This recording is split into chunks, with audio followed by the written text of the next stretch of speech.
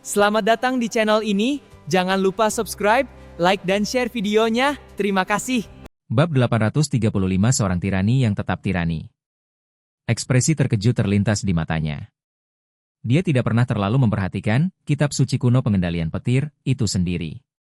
Pertama-tama, dua lapisan pertamanya, teknik pemanggilan petir dan teknik pengendalian petir, terbilang biasa saja baik dari segi kekuatan maupun kegunaan.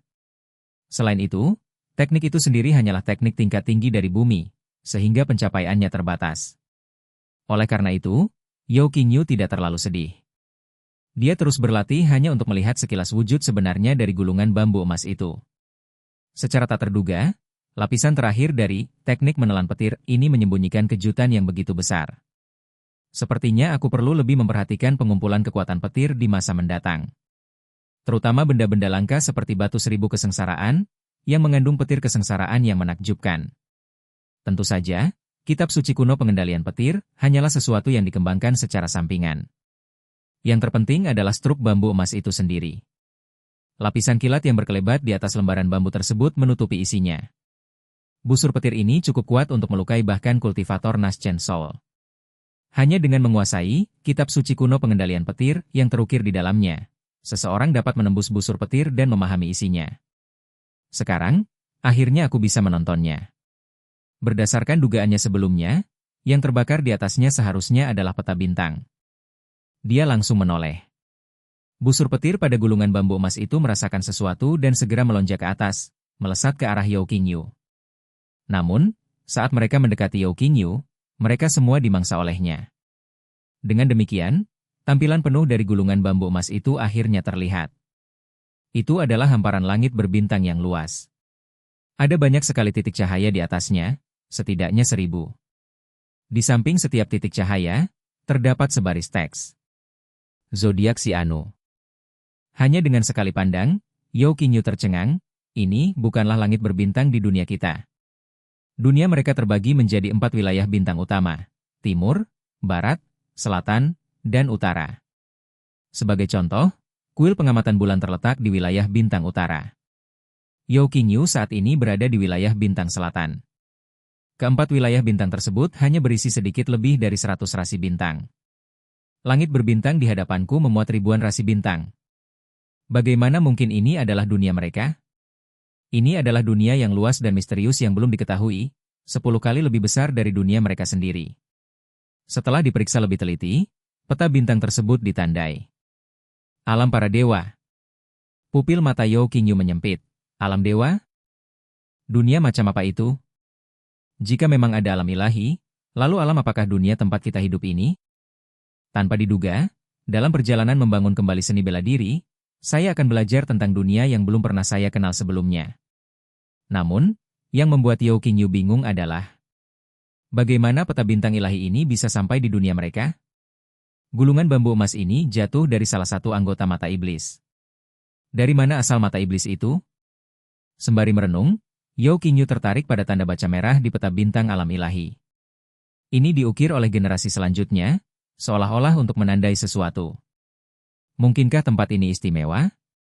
Yao Qingyu samar-samar menduga bahwa ini mungkin peta harta karun atau sesuatu yang serupa. Namun, hal itu tidak ada hubungannya dengan Yao Qingyu sekarang. Alam para dewa?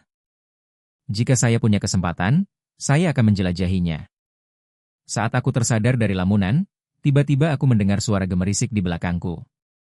Sambil menoleh, dia melihat Xia Yuxian diam-diam mengenakan pakaiannya, bersiap untuk melarikan diri sementara dia sedang berlatih kultivasi.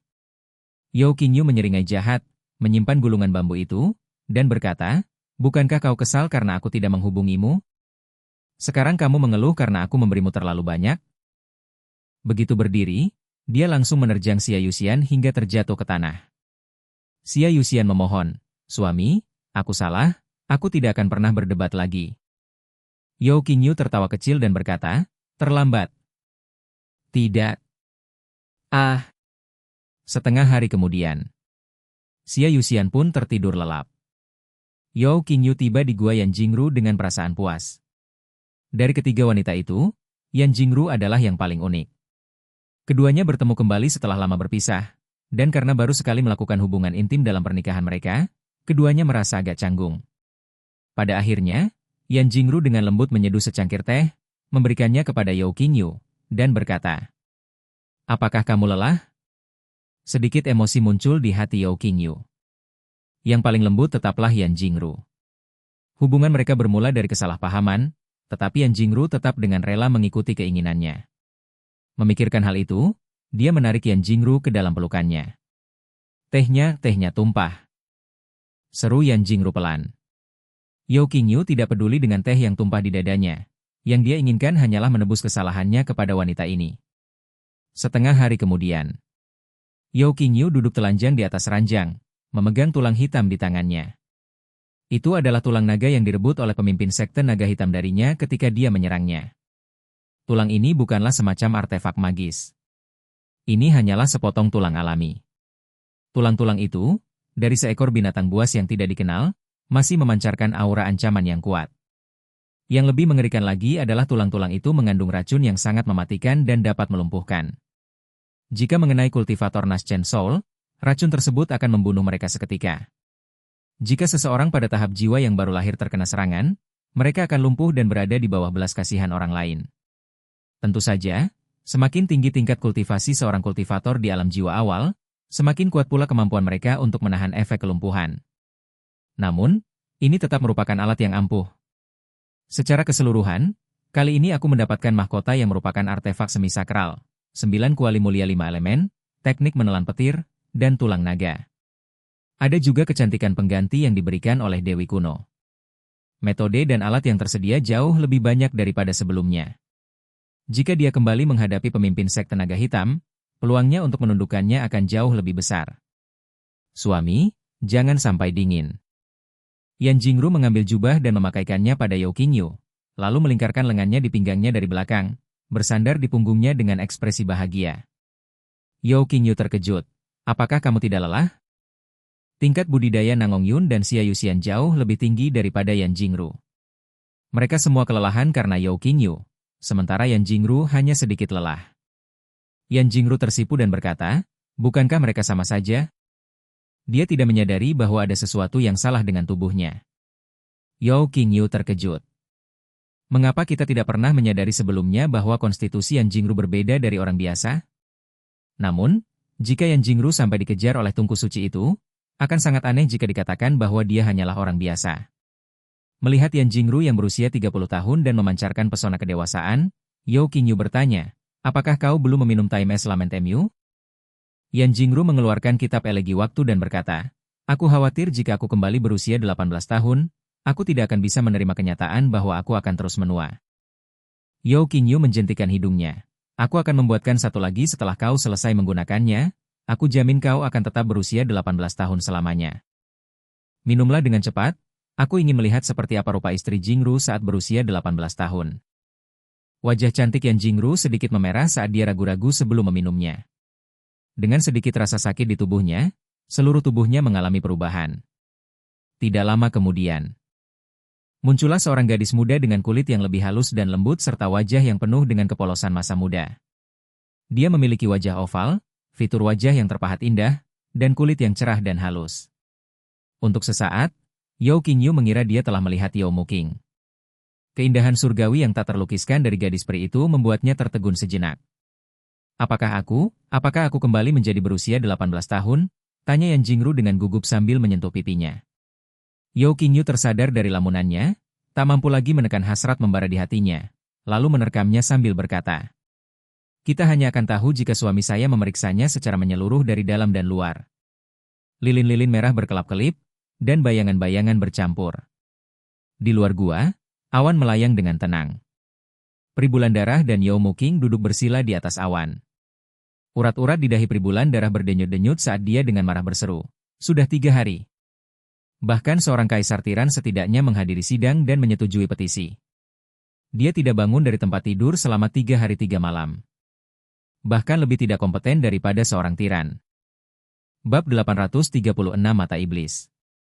Bahkan Yao Muking yang naif akhirnya mengerti mengapa interaksi Yao Qingyu dengan teman-teman wanitanya selalu menimbulkan kehebohan. Saat menatap ke dalam gua, rona merah muncul di wajahnya yang cantik dan seputih giok. Ia berbicara dengan lembut untuk membela Yao Qingyu, sambil berkata, Saudaraku selalu merasa sangat lelah, tidak ada salahnya membiarkannya sedikit bersenang-senang, bukan? Kami tidak keberatan menunggu beberapa hari lagi. Pri Bulandara menatapnya dengan rasa ingin tahu dan bertanya, apakah kau juga ikut bersama kami? Dia merasakan perasaan aneh di hatinya. Saudari dari kehancuran manusia surgawi ini datang terlalu tiba-tiba, dan terlalu baik kepada Yao Qingyu. Namun, mengingat rasa hormat Baju Dao yang begitu besar kepada Yao Qingyu, dan asal-usul Yao Qingyu yang misterius, kita dapat melihat rasa hormat yang mendalam yang ditunjukkannya. Dia merasa lega lagi. Dia sama sekali tidak bisa memahami murid ini. Namun, dia sama sekali tidak bisa mentolerir perilaku tirani Yao Qingyu. Tepat ketika mereka hendak melompat maju untuk mengetuk pintu, tiba-tiba, serangkaian raungan yang mengguncang bumi datang dari gugusan bintang di belakang mereka. Aku menatapnya lekat-lekat. Sebuah kapal perang kuno berwarna hitam, yang tampaknya tak berujung, melesat melintasi bintang-bintang dan benua-benua di jalurnya. Bintang-bintang hancur menjadi debu di bawah siluet kapal perang yang menjulang tinggi. Daratan utama hancur berkeping-keping, dan puing-puingnya tersebar ke segala arah. Gumpalan bintang bergulir mundur ke kedua sisi saat kapal perang bergerak maju. Yang Mulia Zhantian, Fen Zouzi, Ling Chai, pemimpin sekte naga hitam, dan kepala aula peringkat bumi semuanya hadir. Mereka menatap dengan saksama ke arah kapal perang yang mendekat. Yang Mulia Surgawi menyipitkan matanya. Ini mata iblis? Ling Chai memiliki firasat buruk. Untuk apa mereka datang ke sini? Dia teringat pada muridnya, Suansi, yang telah memanfaatkan kemalangan mata iblis. Mungkinkah mata iblis datang karena alasan ini? Yao Qingyu juga muncul, pakaiannya acak-acakan. Dia menatap objek kolosal di cakrawala, yang puluhan kali lebih megah daripada kapal perang sebelumnya. Matanya dipenuhi dengan keseriusan. Apa sebenarnya yang terjadi pada mata iblis setelah menghilang begitu lama? Tidak hanya memiliki kekuatan tempur yang menakutkan yang mampu membunuh roh jahat yang membusuk secara alami. Bahkan kapal perang tua pun telah mengalami perubahan yang luar biasa. Saat ini, mengingat bahwa saya juga anggota mata iblis, tidak bijaksana untuk mengungkapkan identitas saya di sini. Dia mengeluarkan mahkota artefak yang hampir sakral itu, memakainya di kepalanya, dan segera memasuki keadaan tak terlihat. Kemudian, amati situasi tersebut dalam diam. Sebagai pemimpin medan perang konstelasi surgawi, Dewa Perang yang mulia tentu saja tidak akan mengizinkan kapal perang tak dikenal mendekati markasnya. Dia segera menarik napas dalam-dalam dan berteriak, markas besar konstelasi surgawi tidak boleh dimasuki oleh makhluk selain dari konstelasi surgawi. Berhenti segera. Dengan suara gesekan logam yang melengking. Kapal perang megah itu perlahan berhenti, dan 8 sosok berjubah hitam berdiri di berbagai titik di kapal tersebut. Memandang semua orang dari posisi mereka yang tinggi. Mereka semua tampak berada pada tahap jiwa baru lahir, namun mereka sama sekali tidak menunjukkan rasa takut saat menghadapi Yang Mulia Zhantian dan kultivator tahap transformasi ilahi lainnya. Sebaliknya, terdapat rasa acuh tak acuh dan penghinaan terhadap semua makhluk hidup. Yang paling mencolok, jubah hitam mereka dihiasi dengan pola berbentuk mata yang khas. Hal ini menambah sentuhan misteri pada mereka. Sesosok tinggi, seluruh tubuhnya tertutup jubah hitam, berdiri di atas tiang layar dan berbicara dengan suara serak. Kami menangkap Vien tingkat 2 hidup-hidup, tetapi orang-orangmu memanfaatkan kekacauan itu untuk membunuhnya. Anda harus memberikan penjelasan mengenai hal ini. Semua orang menoleh ke arah Suansi. Seperti yang diduga, dialah yang menyebabkan masalah tersebut. Ling Chai menutupi dahinya. Apa yang telah ia katakan hari itu? Aku tahu bahwa anakku yang boros ini akan mendatangkan masalah bagi dirinya sendiri. Hal itu memang menjadi kenyataan 3 hari kemudian. Roh jahat bermahkota 2 itu terluka tetapi tidak terbunuh oleh mata iblis, yang bermaksud menjadikannya tawanan. Namun, Suansi melompat keluar dan memenggal kepalanya dengan satu pedang, menggagalkan rencana besar mata iblis. Kini, mata iblis telah datang mengetuk pintu, menuntut penjelasan. Namun jika dia membunuh orang, bagaimana dia bisa menghidupkan kembali roh jahat bermahkota 2 itu? Dewa Perang mengerutkan kening. Meskipun hal ini dilakukan oleh Suansi, seorang alien, dia hanya melakukannya untuk menjalankan misinya. Dia tidak bisa hanya berdiri dan menonton. Roh jahat bermahkota 2 itu pantas dibunuh oleh semua orang. Rakyatku tidak melakukan kesalahan apapun.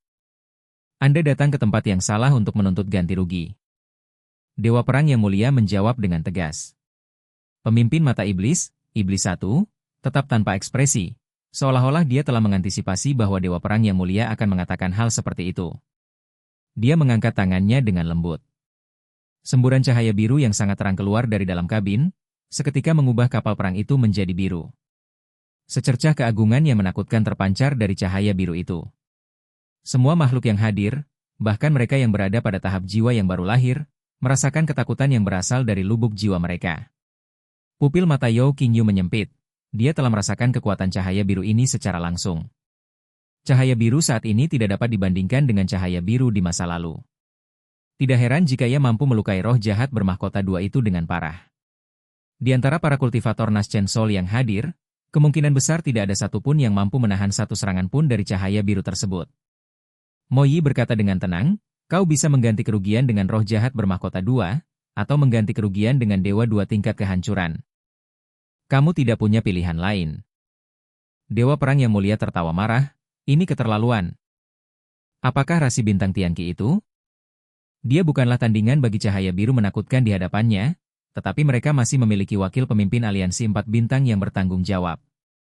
Dia berbalik dan menangkupkan kedua tangannya sebagai tanda hormat ke arah kekosongan di belakangnya, sambil berkata, Wakil Ketua Aliansi Bai, mata iblis telah mempermalukan aliansi bintang 4 kita dengan cara ini. Kami mendesak Anda untuk menegakkan keadilan. Dengan suara mendesing. Kekosongan itu terbuka. Wakil pemimpin aliansi berbaju putih, mengenakan pakaian istana, melangkah keluar, auranya yang luar biasa menyebabkan cahaya biru di kapal perang mata iblis meredup. Kapal raksasa itu juga terpaksa mundur. Kedelapan anggota mata iblis itu terhuyung-huyung, jelas terkejut bahwa sosok sekuat itu ditempatkan di markas mereka. Hanya yang mengejutkan baik mata iblis maupun para anggota konstelasi surgawi adalah Bai Xuangning berkata dengan tenang, Tian Xingzuo yang pertama kali salah dan seharusnya memberi kompensasi kepada kami. Sebagai wakil pemimpin aliansi, saya tidak akan membiarkan urusan pribadi mengganggu tugas saya atau menunjukkan favoritisme terhadap konstelasi Tianxing hanya karena itu adalah salah satu dari 4 aliansi konstelasi. Pernyataan ini menimbulkan kehebohan di antara anggota konstelasi Tianxing. Mereka sama sekali tidak percaya bahwa kata-kata itu keluar dari mulut seorang wakil pemimpin. Alis Yao Qingyu berkerut, dan matanya menunjukkan rasa kesal. Bagaimana mata iblis bisa masuk akal? Siapa yang memutuskan bahwa roh jahat bermahkota dua itu milik mata iblis? Mereka gagal menangkapnya dengan segera. Jika Suansi menemukannya, apakah itu berarti dia harus menyingkir dan tidak menyentuhnya? Bai Xuangning ini, sungguh disayangkan dia adalah wakil pemimpin aliansi 4 bintang. Mereka justru membantu pihak luar menindas rakyat mereka sendiri. Motif mereka tidak lebih dari 2 poin. Pertama, konstelasi surgawi awalnya hanyalah pion. Jadi Bai Xuangning tentu saja tidak ingin menyinggung organisasi mata iblis yang misterius demi konstelasi surgawi. Kedua, 3 hari yang lalu, Yao Qingyu dengan paksa mempermalukan pemimpin sekte naga hitam, menyebabkan Bai Xuangning kehilangan muka. Sekarang, tampaknya ada sedikit niat untuk membalas dendam pribadi. Dengan musuh yang tangguh di depan mata, mereka memutar siku keluar. Apakah orang seperti ini pantas mengawasi konstelasi surgawi, atau menjadi wakil pemimpin aliansi 4 bintang? Yang membuat mata Yao Qingyu berkilat dengan cahaya dingin adalah Mo Yi berkata dengan tenang, karena wakil ketua aliansi Bai setuju, maka saya, Mo Yan, akan dengan hormat mematuhinya. Roh jahat bermahkota dua itu sudah mati, jadi aku tidak akan mempersulitmu untuk membangkitkannya kembali. Kalau begitu, kamu harus membayar hutangmu kepada Yang Mulia yang telah mencapai tahap kemunduran baik di alam ilahi maupun alam manusia. Tatapannya beralih, akhirnya tertuju pada Yao Muking yang sangat cantik. Bab 837 mengikuti arus. Semua orang sangat marah. Yang Mulia Zhan Tian sangat marah dan berteriak, jangan bilang Nona Yao bukan salah satu rasi bintangku. Meskipun memang begitu, kamu tidak bisa begitu saja mengambilnya sesuka hatimu. Kamu bercanda? Sungguh penghinaan jika membiarkan mata iblis membawa orang-orang pergi dari markas besar konstelasi surgawi sesuka hati.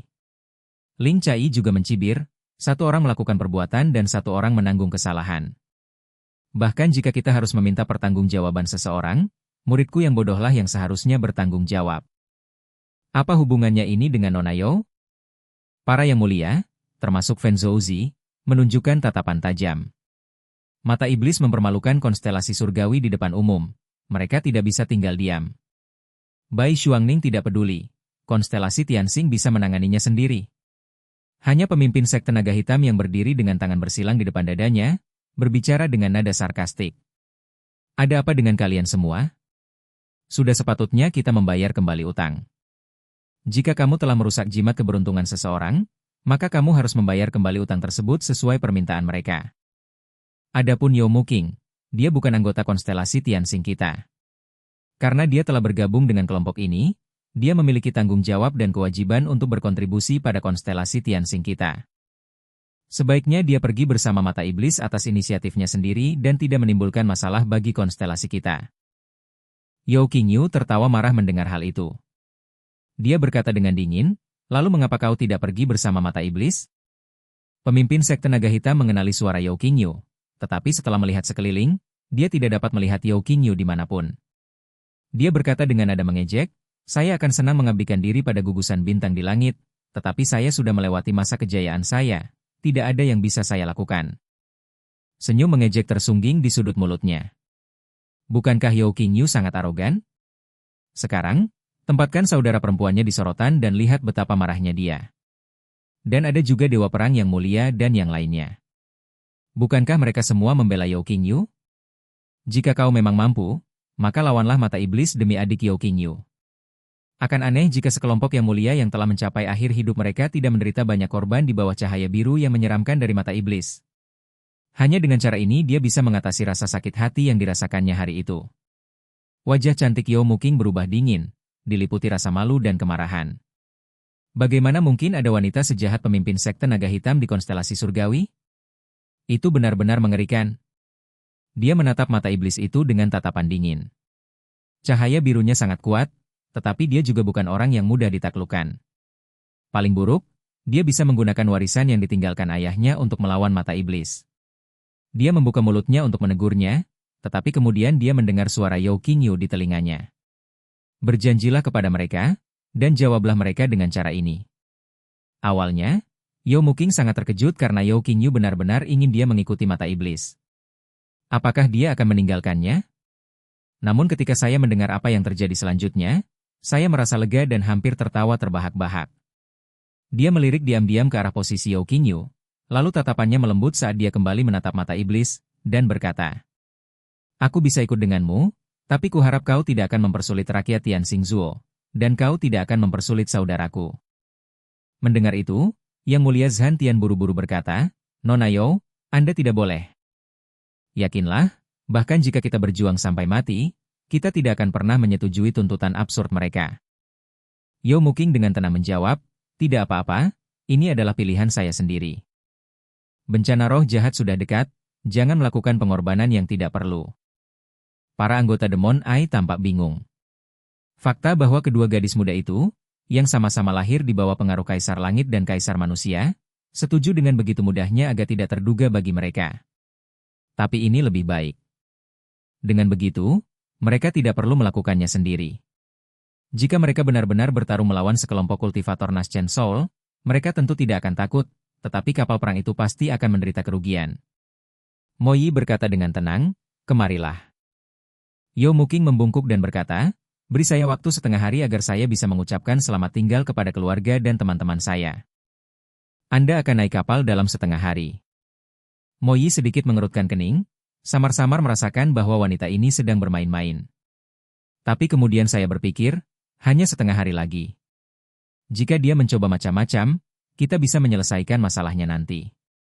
Hanya perlu menunggu setengah hari. Dengan sekali kibasan lengan bajunya, kapal perang itu berbalik dan berlayar pergi. Namun, benda itu tidak terbang terlalu jauh, ia hanya melayang di langit, seperti tembok kota kuno yang besar. Dewa perang yang mulia terbang ke sisi Yo Muking dan menegurnya, "Nona Yo, bagaimana Anda bisa menyetujui ini? Meskipun kamu setuju dengan ini, aku sama sekali tidak bisa setuju. Ini bukan hanya urusan Yo Muking, ini menyangkut reputasi seluruh konstelasi Tianxing. Aku bertekad untuk bertarung hebat dengan mata iblis apapun yang terjadi." Yo Muking tidak mengucapkan sepatah kata pun, tetapi diam-diam mengirimkan suaranya kepada Dewa Perang yang mulia. Mendengar itu, sudut mulut Shan Tian berkedut, seolah ingin tertawa tetapi tidak berani. Dengan susah payah, ia berhasil batuk dan berkata, "Kita akan membahas masalah ini panjang lebar.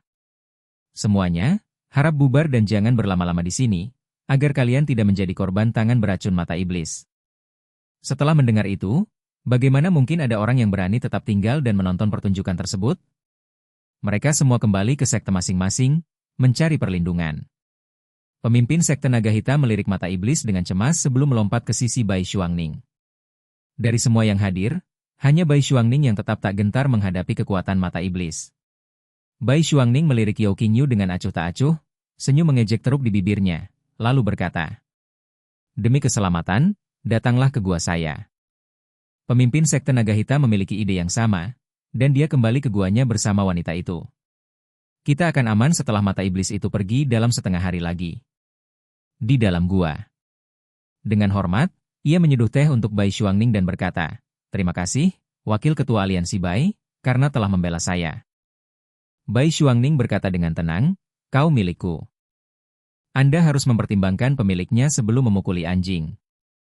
Karena Yao Qingyu sangat tidak tahu berterima kasih, mari kita jadikan dia contoh dan biarkan orang-orang di konstelasi Tianxing tahu bahwa tanpa dukunganku, mereka bukan apa-apa. Saat mereka berdua saja, dia tidak lagi menyembunyikan perasaan sebenarnya. Dia ingin membalas dendam pada Yao Qingyu. Pemimpin sekte naga hitam mencibir, gadis muda yang begitu cantik, jatuh ke tangan mata iblis, bagaimana mungkin dia bisa memiliki akhir yang baik? Saya khawatir mereka akan memperlakukan saya sampai saya tidak bisa dikenali lagi, lalu mengubah saya menjadi boneka. Bukankah Yao Qingyu begitu sombong? Saat melihat adiknya pergi bersama mata iblis, bukankah dia akan merasa sangat menyedihkan hingga ingin menampar dirinya sendiri? Memikirkan hal ini, dia menjadi semakin bersemangat. Tepat ketika Bai Xuangning hendak mengatakan sesuatu, sebuah jimat geokomunikasi terbang dan meledak di depannya. Ia berubah menjadi hantu dewa perang yang mulia. Zhan Tianzun membungkuk dan berkata, "Wakil Ketua Aliansi Bai, ada hal penting yang ingin saya diskusikan dengan Anda secara pribadi. Bisakah kamu pindah ke gua tempat tinggalku?" Gambar ilusi itu menghilang, dan pemimpin sekte naga hitam mendengus, sungguh suasana yang megah. Seharusnya dialah yang melapor kepada Anda, bukan mengirim pesan meminta Anda untuk datang. Bai Xuangning berkata dengan acuh tak acuh, "Biarkan saja dia. Dia hanyalah pion belaka. Entah Anda menghormati saya atau tidak, hasilnya akan tetap sama. Kau ingin berbicara denganku secara pribadi, jadi kau pasti memintaku untuk menyelesaikan masalah mata iblis, kan?" Senyum mengejek tersungging di sudut bibirnya. "Baiklah, aku akan pergi melihat bagaimana dia akan memohon padaku." Pemimpin sekte naga hitam menunjukkan ekspresi gembira. Jadi Yang Mulia Zhan Tian benar-benar peduli pada Yao Qingyu? Dia bahkan sampai memohon bantuanmu. Aku akan ikut denganmu. Aku ingin melihat bagaimana Yang Mulia Zhan Tian memohon dengan begitu rendah hati. Bai Xuangning berkata dengan tenang, "Sebaiknya kau tidak pergi. Tetaplah di dalam gua dan jangan keluar. Tunggu aku kembali." Karena Yang Mulia Zhan Tian telah mengajukan permintaan, beliau pasti akan mempersembahkan beberapa harta karun. Bagaimana mungkin orang luar bisa hadir dalam pertemuan seperti itu? Setelah mengatakan itu, dia menerobos kehampaan dan menghilang. Setelah meninggalkan pemimpin sekte naga hitam sendirian di dalam gua, dia menggelengkan kepalanya dengan menyesal. "Jika aku ada di sini, aku akan memastikan Yang Mulia Zhan Tian berlutut dan memohon seperti anjing." Tetapi, tepat setelah dia selesai berbicara, tiba-tiba, sebuah celah tipis muncul di ruang di belakangnya. Jaring ikan dilemparkan tanpa suara.